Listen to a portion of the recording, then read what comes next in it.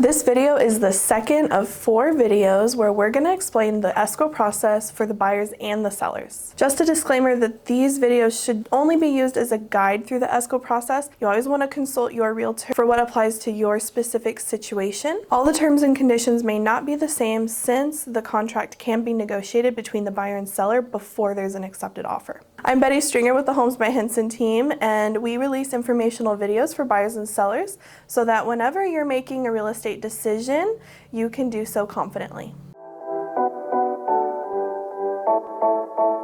So part 2, 6 to 10 days after the accepted offer. Disclosures will be sent to the buyers. These disclosures are required to be filled out by the seller, and the agent will then send them over to the buyer's agent so that they can review them.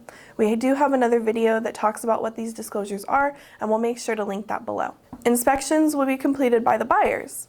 During their inspection contingency time frame, they're going to perform possibly a home inspection, a pest inspection, or any other inspection on the property that they choose to get. And this is to help them have more information about the property. As the reports come in, they will be sent between the buyer and seller's agent so that we can have them for our file and review them.